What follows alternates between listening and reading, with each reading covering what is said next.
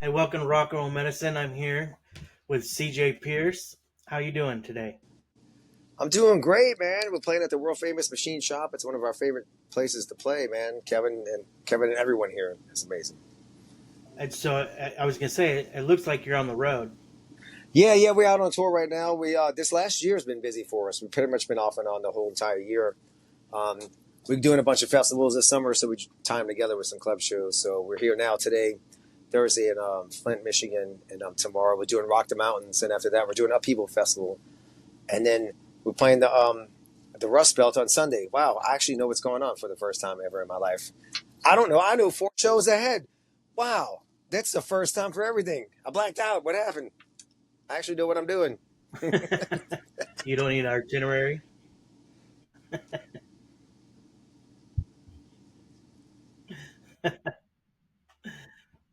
So I've been following you guys for a very long time, since Oh, thanks, probably man. since Bodies came out, and probably, I want to say exploded because it didn't really just come out. Um, and I at the time, um, me and some friends and an ex are supposed Oh, to go see you at Ozfest, and unfortunately that didn't happen. yeah. Um, and Yeah, which one was that one that you were going to go to? It was 2000. Yeah. Well, I've been to everyone since '99, I think. Yeah. No, So I mean, I know that was after the 14th in 2000. I just didn't know what city it was because the last show we played was in Indianapolis, Washington. Yeah, that was coming up next. well, we were going to go to Washington at the Gorge. At the Gorge, dude, I love the Gorge, man. We played it in 2001. It was freaking amazing. So, It's probably one of my favorite festival dude, venues. it's the best, man. A campground party out there was like none other.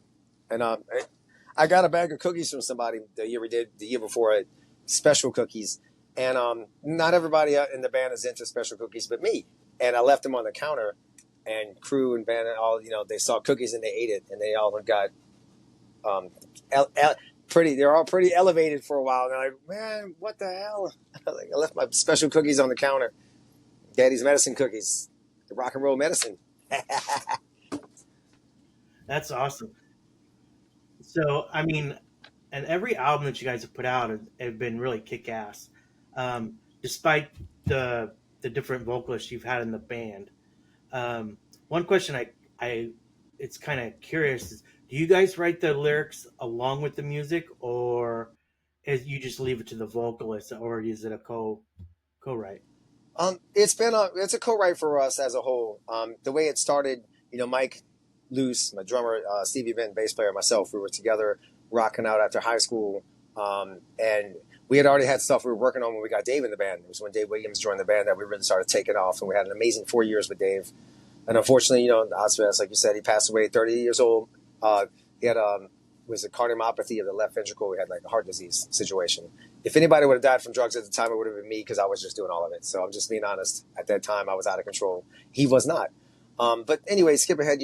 Between that, it was a hard time getting, Jason, finding a singer for the Desensitized record, and Mike, Stevie, myself always seemed like we start writing the first part of a record, a good 5 or 6 songs, and then we got Jason Gong Jones in, and it was group effort. And then the same thing after that, man. We parted ways with him, and we had started writing stuff again. Then we got Ryan McCombs, back in 2005, 2004, 2005.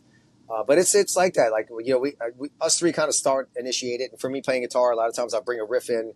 Sometimes it is just a lyric and melody. It's pretty wild. We write from different angles. Sometimes Stevie will come in like, "Hey man, I got this cool line or I have this cool melody," and I'll grab the guitar and start playing it. So it's just whatever inspires at the moment. Sorry about the long-winded answer, but the point being with our writing process, I mean, somebody initiates it, but at the end of the day, the final product is definitely, it's a Drownful song because all of us put our input into it. And also for me, writing, I write how I write, and we do, with different singers and stuff. I might have, curtailed the style a little bit here and there to work with the singer. Mostly like with Jason Moreno because he just had a higher pitched voice and he had a different style, which I love his originality style. But I think Ryan McCombs he just fits the band. Kind of continues where we took off with the Dave Williams and do. Here we are now writing new songs. I just got the mix in just now before you called me of the brand new song we have with Ryan McCombs. First song in 13 years with this fool, and it's amazing. I was gonna ask you guys. So, how has it been having Ryan back in the band? Dude, it's been so great. He came in last year, and it's an awesome reason why this got kicked off, man. It just started, with Pantera. It's like, we started doing stuff at the beginning of the year as a three-piece because I was just kind of done with the singer switch out, and all of us write and sing together anyway. So we were having some fun with the shows, and Pantera last May was the first show they were playing in the States because they got together. They were doing festivals overseas. So the promoter, which thank you so much for having us, when the Texas metal bands together. So Adrenalpool's on the bill. And Stevie was like, Ryan's still singing with Soil. Maybe we'll do like a reunion show. It'll be like the big, do some shows leading up to the Pantera show. But Ryan lives in England, and when he comes over, he stays in my house, in my home studio. So the second he walked in the door, man, we just started writing songs together, dude. It was like we didn't skip a beat. It was just so great to see him and the energy there that we have, 13 years later, and so much has gone on in everyone's lives. We have a lot of material that we've been writing about. But just getting this first song done, it's just a matter that since he's been here, we've been touring so much. Like, the phone starts ringing. Hey, come play. Like, that's what we're here to do, man. Put on a rock show. So it's the little times we've had in between to finish up the song, but it's done now. I should have the final mix tonight. He said he wanted to tweak one little thing on it. Our producer, Sean McGee, he's out of Vegas. Awesome producer, man. He did the last record, Strike a Nerve, with us, and here he is working on all these new songs with us with Ryan McCombs. And that's the long answer. Sorry, man. There's a lot going on. So what happens after this? Oh, after this? So we have several other songs we're working on. We're not focusing on trying to write a whole record as much as we're just writing songs together. And we have a handful that are pretty much ready to go. We're going to put this first one out in the next couple of months. We're trying to get a flow going with songs. And once we do that, we'll make a record. I'm just excited to get new music out with Ryan. Something we have been loosely talking about because it's the 20-year anniversary of the Desensitized record. And, we play Step Up, we play Love and War, play a couple songs off that record live right now. And actually at soundcheck, when I get off the phone with you, we're going to work on a couple of new ones. I love that we do this with Ryan. Like, every show is different. We get to play. We have a lot of records and we get to mix it up. And like, again, we're doing more stuff off Desensitized. So every show, something new pops in, in the set list. So if you come see us 3 shows in a row, man, you're not going to get the same set every night. I love that we're at that place in our band where we can do that. I know a lot of people have a tour and a set thing that they have going on, but within our tour, man, we always change the flow, and especially per night sometimes too. If people call out a song they want to hear, man, we'll play it, dude. We're Grateful Dead over here, metal style, I guess, with Adrenalpool. We'll play whatever we want, man. It's a rock and roll show, dude. It's like a glorified rehearsal room to us is how we look at it. We're serious about it, our art and music, but not too serious where we can't have fun on stage. You know what I mean? It's not a programmed out stage, man. We just gotta go with the flow. Yeah, well, it helps to have a catalog that you do and the songs that you do, right? I mean, you could have 50 albums, but, a handful of good songs, that ain't going to get you very far. Yeah, we don't do like that, man. We write per song, man. That's why it's not like I want to get caught in a machine. You have to write stuff to make a record happen. It's like, we write what we feel, and when we have all that together, then we put it on as a record. It's never been try to write for this or try to write for that. It's just like what are you feeling today? All right, let's make that a song. That's how we've always gone along with it. But yeah, dude, the question that you had asked, I just skipped ahead on it. What's happening next? So we want to re-record a couple songs off the Desensitized record with Ryan singing on it. Also, this past Christmas and New Year's, families were so nice. We went overseas to Poland because there's a lot of stuff going on right next to that country, as we all know. So we have a lot of troops there, and it was just the holidays. They're not home for the holidays, and they asked us to come over and play. So we did 8 shows in a row, acoustic sets. But for us, I can't, I put distortion on my acoustic. I'm not going to lie. I might as well just brought the freaking amp. But I was beating the crap out of it. We were playing a heavy, intense set, like 17 songs acoustic. And some of them, they just all have a different vibe and flavor to it. Some of them we did break down to make them real trippy. And other ones are just they come across even heavier. Like we play Bodies on acoustic. That thing comes out heavy. Like I didn't realize. It's just the vibe of the song, no matter what you play it on, man. You can play it on, kazoo, and it comes out heavy. B-side of that. Yeah, so we're talking about possibly recording a full-on acoustic record, something I've been wanting to do for years, but right place, right time. And since we did this set for the troops, and it was a great set, I would love to capture that. And then we're coming up on the 25-year anniversary of the Center record pretty soon. And I've been putting stuff together for that. We have a lot of material left over with Dave Williams we haven't done. There's some things I'd like to do. We have demo songs that we hadn't done. I like to do a full production and actually have Ryan sing on some of these of stuff that we wrote with Dave that the world never got to hear. So Man, I shouldn't have said that out loud. I just ruined the surprise. Damn it. Shut my mouth. But yeah, that's what we have going on. Just a couple little things. And new songs with Ryan as well. So, lots. Yeah, well, you guys are no stranger to playing for the troops anyway.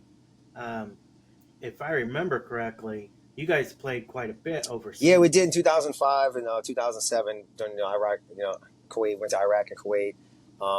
We go there on the regular still. We still do tours for our troops, at least 3 or 4 shows a year.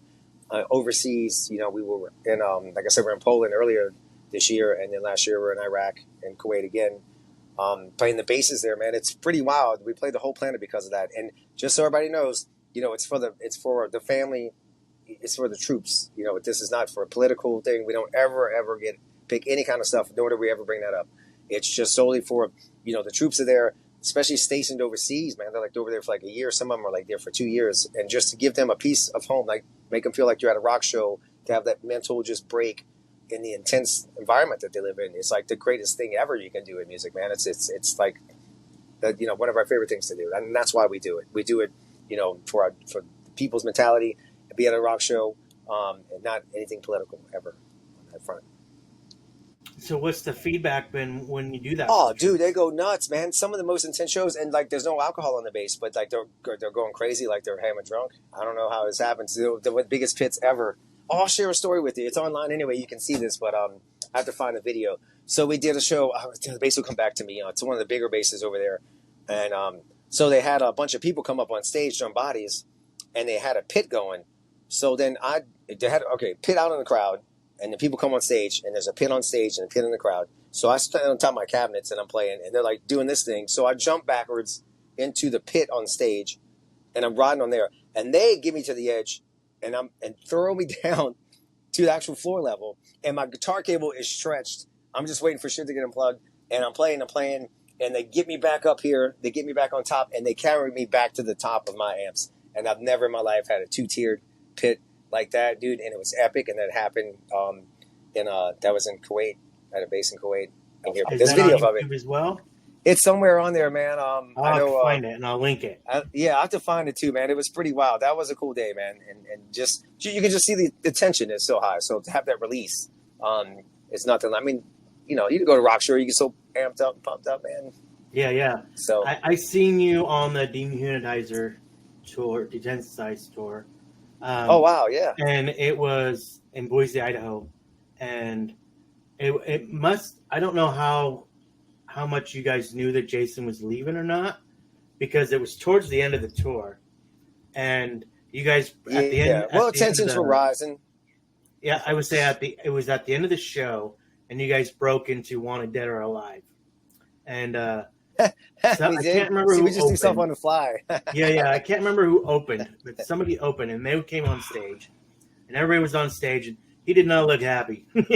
So I don't know if he's just not a fan of that, or it was just. No, I just don't think this lifestyle. It's not for everybody, man. I just don't think he was ready for it. And we come from a fan, especially after Dave Williams was such an outrovert. He wanted to meet all the fans. He wanted to meet everybody. So I think I'm not speaking for Jason Gong Jones, but just from my perspective of it, I just don't think he was ready to handle all that kind of because it's a lot, at once. I mean, here you are, the singer after that record. So to his defense, in some sides, I can see that. But also, he did some knucklehead things that were not cool at all, and it ended, in a knife fight. I mean, nobody died here, but I'm right back here, and we got the knives out, man. And that was about it. And he grabbed his bags and left. It's rock and roll. What are you gonna do? Yeah. I mean, but hey, I wish him all. I don't know what he's doing, but I wish everybody never dull moment. I wish him all the best. I mean, he had a strong, powerful voice that fit the songs, but personality is the other thing too, man. Like you can be in a relationship with someone and the sex would be great, but if you can't live with them and life isn't good, true. It doesn't work. You know what I mean? You know what I'm saying?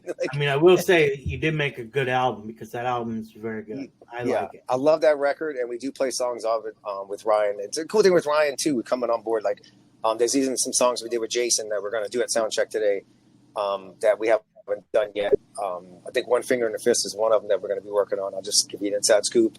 I believe we're going to that today. So it's cool that Ryan's willing to try other songs from other singers on the records, because he understands the fans like these songs, and it's part of Adrenaline Pool's history. So it's really freaking cool of him to go hey man, let's play that song. Let's play this one. to be willing, because we have our songs together. We have 2 great records that we did with Ryan, and this brand new song, dude, that's equal to, if not better than Bodies. And I'm saying that for real because it's just right there with that intensity. And it sounds like us, with Ryan. So it's cool of him to do that. It's fun for us because our set is constantly evolving and changing and growing. And like I said, night to night, man, I don't even know what we're playing. The set list is like a guideline. It's really, it's like, maybe we won't do that one. Let's do this one. Like, okay, I haven't played this in 5 years, but let's just go for it. So it's, it's fun, man. I think that's why people go and check out like Metallica's, No Repeat, right? Because you can get 2 days of nothing but stuff you have heard and you haven't heard for a long time. So, yeah, man. That's why I wasn't even trying to follow that model. That's just what we do naturally. But yeah, man, it's cool. It's always fresh. It's always, and they have, man, Metallica's catalog. Jesus, they could probably play for weeks, right? Right, for sure. Not that they can handle it. I don't know if I can handle it that long either. But no, we put on a good set, man. I wouldn't play. Yeah, we have a lot to choose from, and it's great. Like tonight's gonna have some new songs tonight as well in the set list. So I guess I better get to strumming after we get off the phone. Yeah, for sure. A few more things before I let you go. I know you're busy. With Ryan coming in, did it feel like no time has passed whatsoever? Yeah, dude, it was crazy, just comfortable, and just like, just ever so had the energy. We forgot how much of a friendship you had in like the writing relationship, just writing music. We did write a lot of music and songs back then. There were a handful of songs that we worked on that the couple ideas that we had finished that him and I kind of finished up recently, which is really cool too. Like he had this really cool idea that's been simmering for 13 years and ready to go. So I'm hoping we get some of those out as well. But yeah, it was so natural and smooth. It kind of felt like it was just meant to be.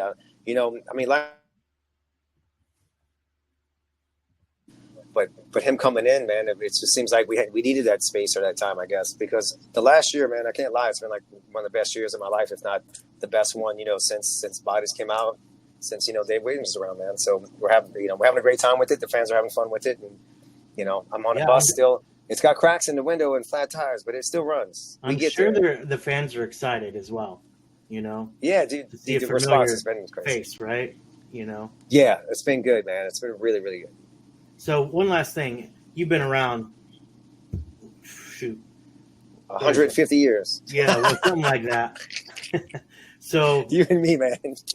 What's the major difference between when you started to now, other than a lot of bands not creating albums?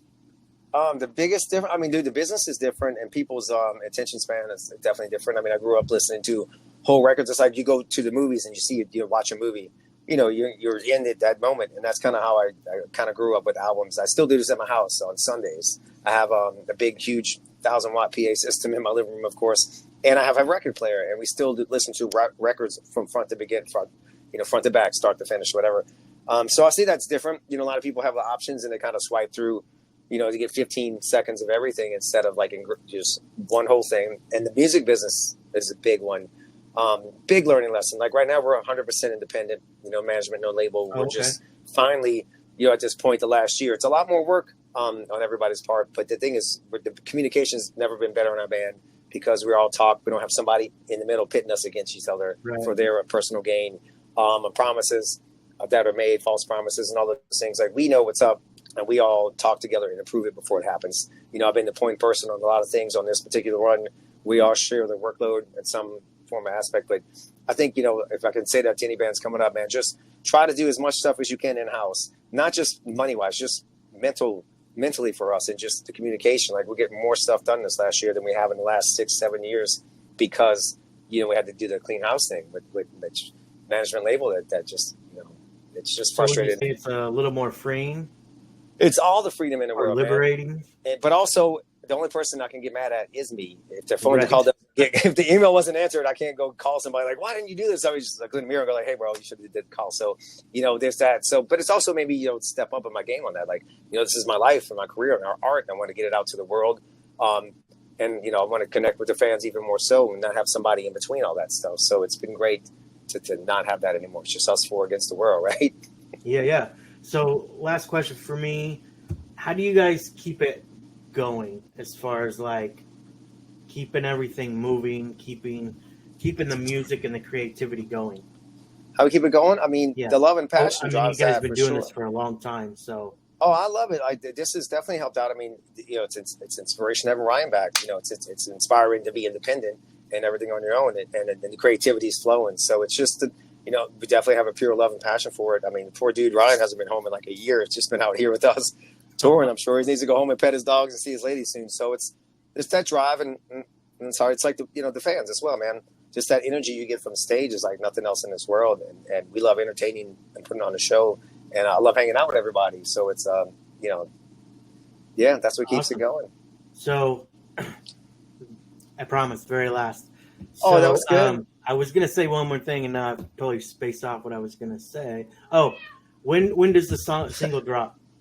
So once we approve the mix over this weekend, starting Monday, we're going to start working that. And technically speaking, it's like they said 3 or 4 week process to get it out because we're doing it independent.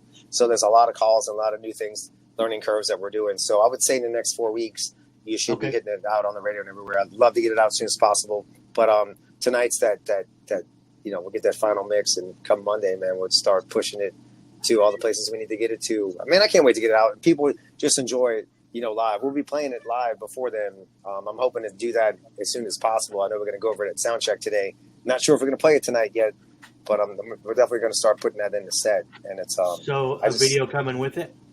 Oh yeah, we'll be doing that. We've been talking about a lot of ideas for that. We need to do that.